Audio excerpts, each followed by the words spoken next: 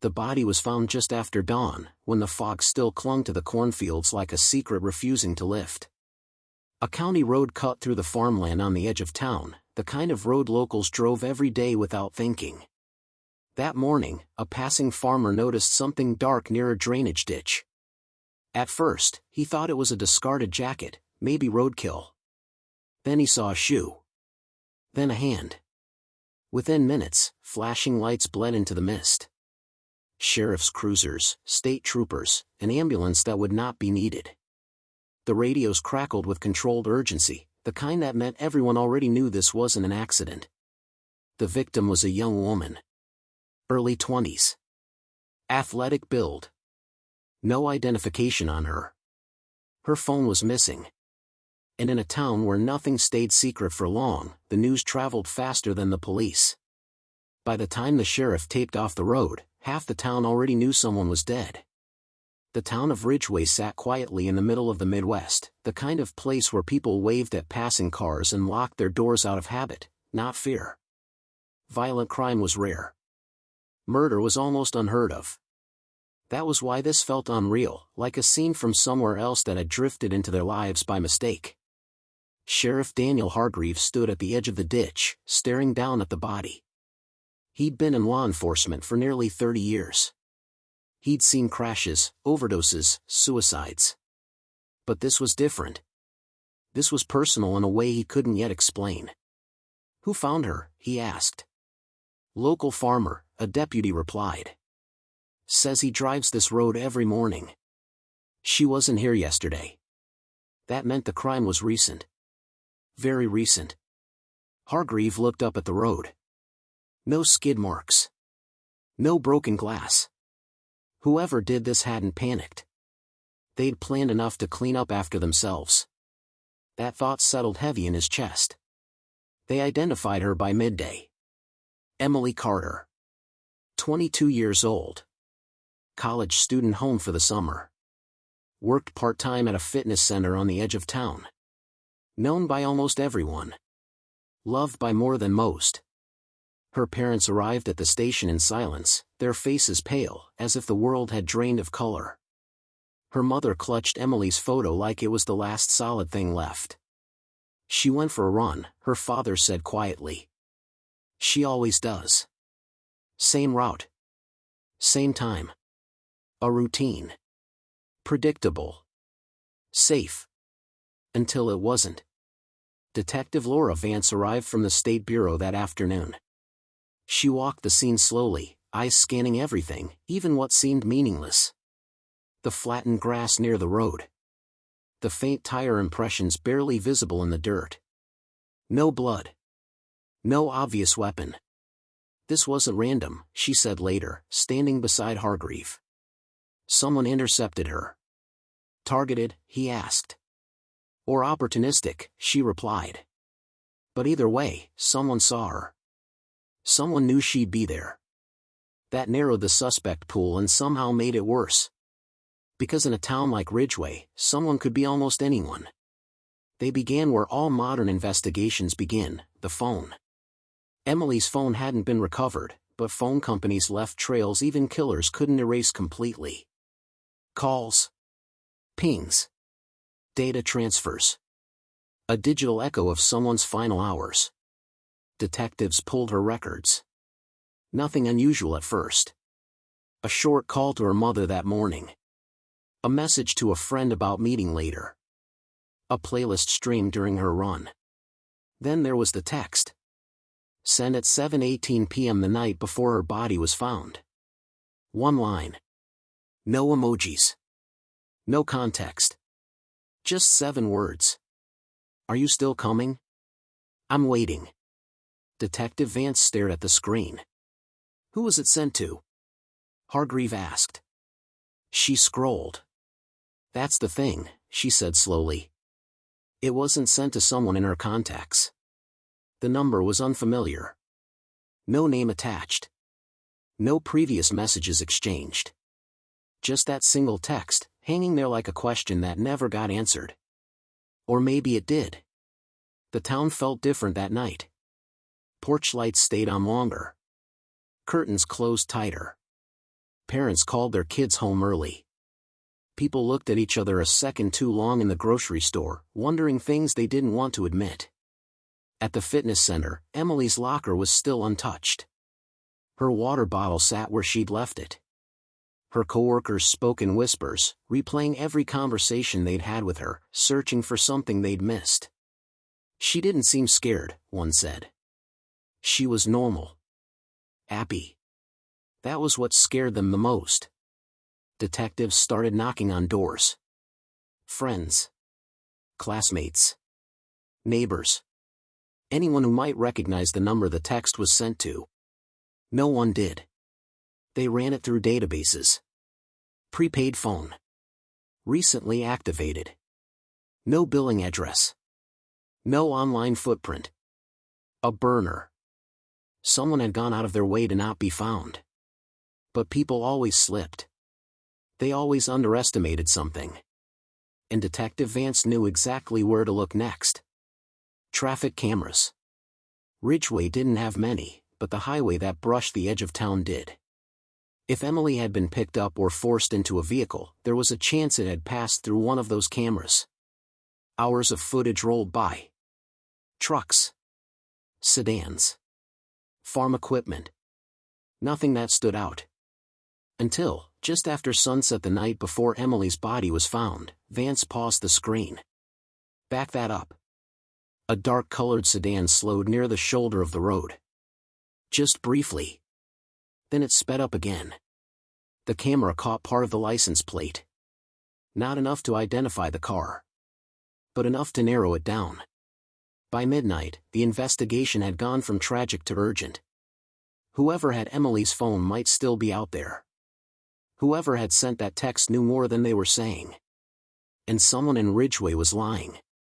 At 2:37 a.m., Detective Vance's phone buzzed. A technician from the state lab. We pulled more metadata from Emily's carrier, he said. There's something you need to see. She drove back to the station immediately. On the screen was a map. A digital trail of signal pings from Emily's phone in the hours after she'd gone missing. Short bursts. Moving. Then stopping. One location appeared more than once. A rural property 10 miles outside town. Not abandoned. Owned. Vance leaned closer to the screen. Who lives there? She asked. The technician checked the records. And when he said the name, the room went quiet. Because it wasn't a stranger. It was someone everyone in Ridgeway trusted. And sitting beneath that name was a second phone number. A prepaid number. The same one Emily had texted the night before she died. But when detectives pulled the message history from that phone, they realized Emily's text wasn't the first one sent. And it wouldn't be the last. The house sat at the end of a gravel road, far enough from town that the noise of Ridgeway couldn't reach it, close enough that no one had ever questioned why someone would live there. It belonged to Mark Ellison, a name that, until that moment, had meant safety. Mark was 38. Married. A volunteer youth baseball coach. He fixed tractors for half the county and plowed driveways for free when winters got rough. He waved at passing cars. He showed up when people needed help. And now his property was glowing on a digital map like a warning flare. Detective Laura Vance didn't speak as the convoy rolled down the gravel road. Sheriff Hargreave gripped the steering wheel tighter than usual. Every officer in the vehicles behind them felt the same tightening in their chest, the sickening realization that monsters didn't always look like monsters. Sometimes, they looked like neighbors. The search warrant was signed within the hour. When they arrived, Mark's truck was parked in the driveway, mud still clinging to the tires. The house itself looked ordinary. White siding. A porch swing gently swaying in the breeze. No signs of panic. No signs of struggle.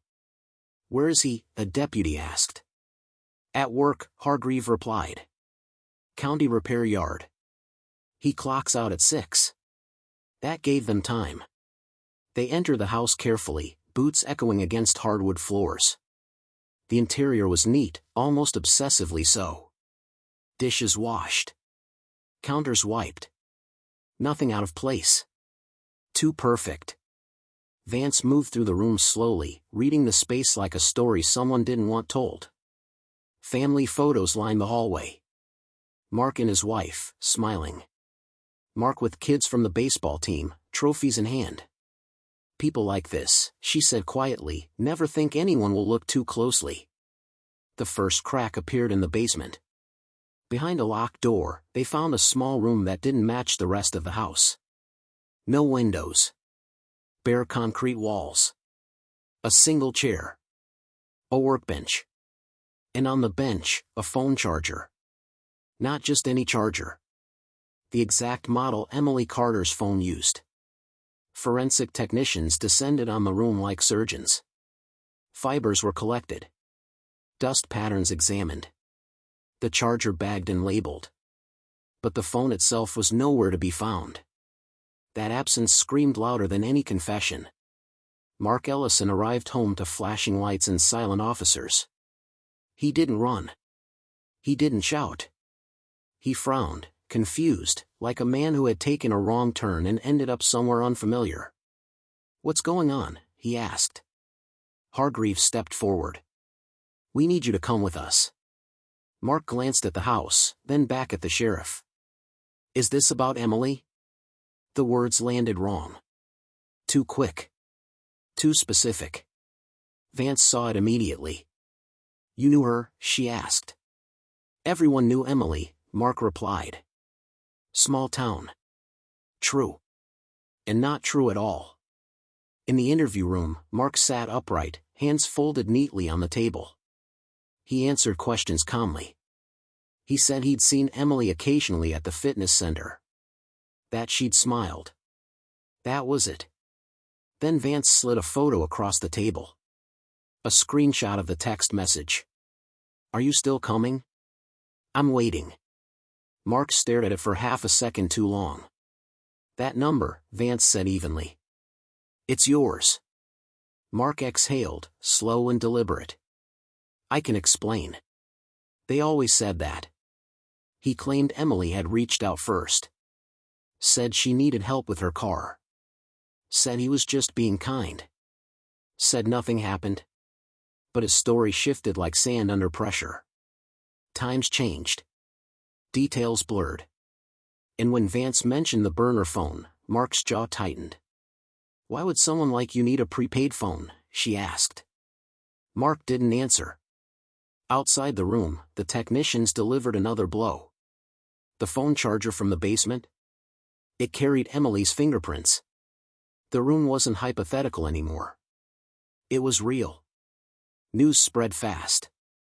Ridgeway fractured into whispers and disbelief.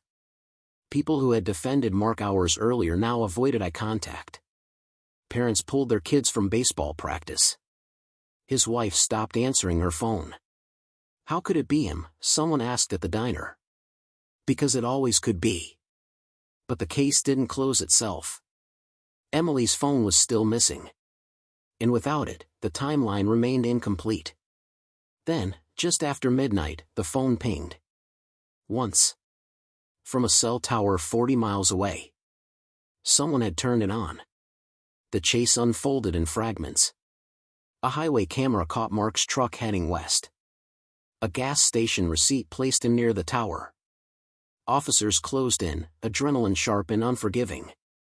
They found the truck abandoned near a river crossing. Engine cold. Driver gone. In the bed of the truck, wrapped in a tarp, was a duffel bag. Inside it, Emily's phone. Smashed. But not enough. The digital forensics team worked through the night. They rebuilt fragments. Pulled deleted data from the device's broken memory. It was slow, painstaking work, the kind that rewarded patience and punished haste. At 4:12 a.m., the lead technician called Vance. "There's something you need to hear." They played the audio. A voice memo. Recorded accidentally, or maybe not. Emily's voice was calm at first. Then uncertain. "Mark," she said. "You said you'd help me." A pause. Then fear.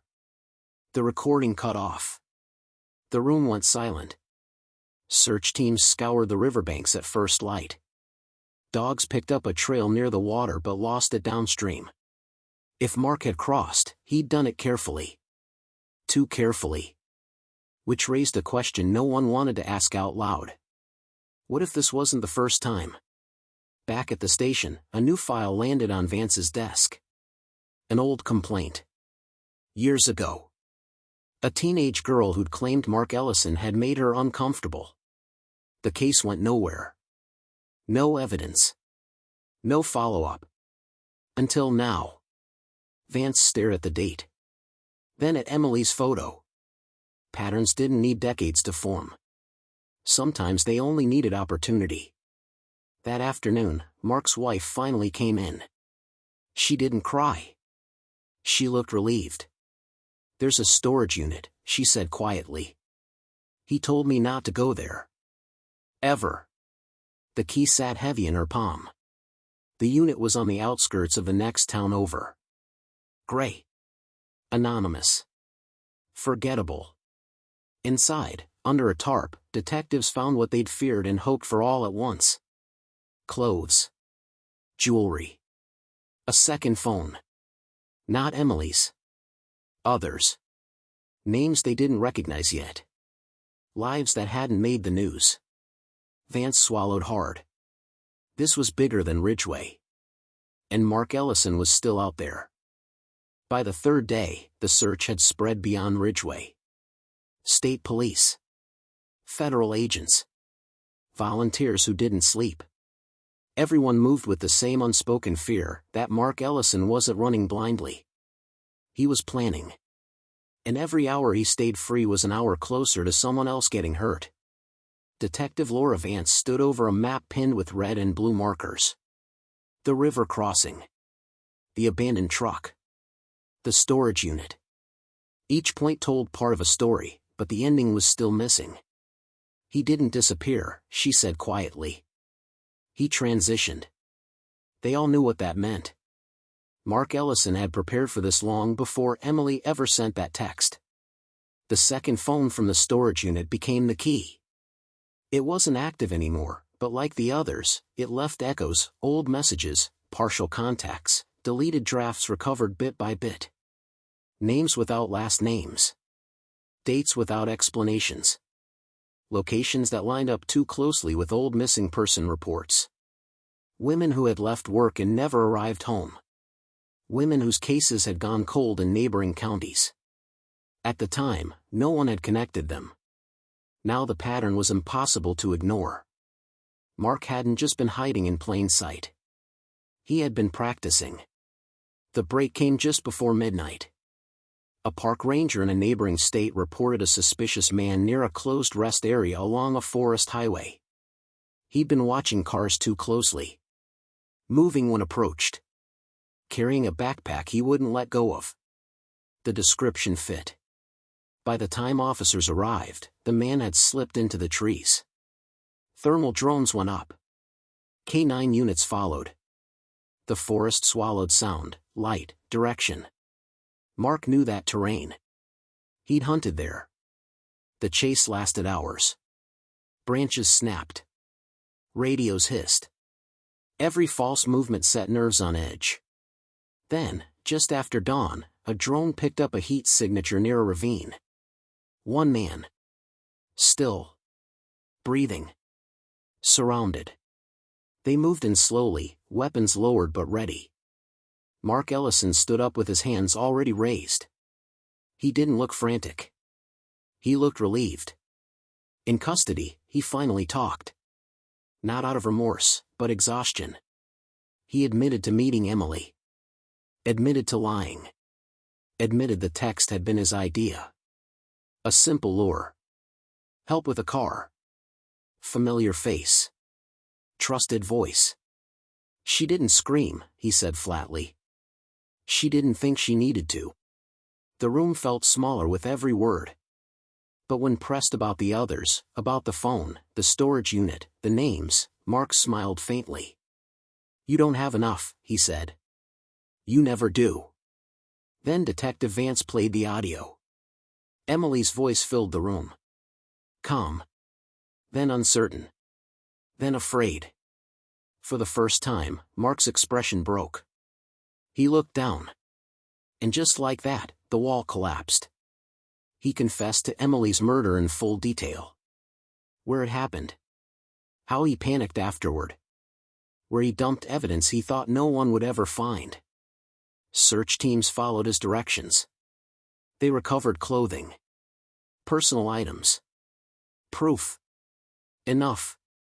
Then Vance asked the question she'd been holding back. How many? Mark hesitated. More than you've counted, he said. The trial dominated headlines. Ridgway became synonymous with betrayal. Neighbors testified against the man who'd fixed their tractors. His wife took the stand and told the truth she'd avoided for years, the rules, the locked doors, the places she wasn't allowed to ask about. Mark showed no emotion when the verdict was read. Guilty. Life without parole. But the story didn't end there.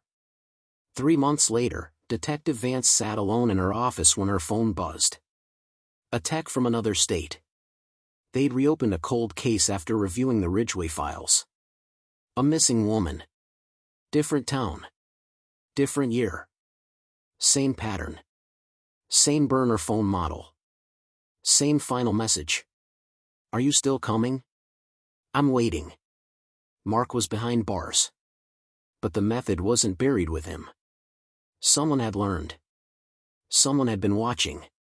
Vance closed the file slowly, the weight of it settling in her chest. Some crimes don't end. They echo.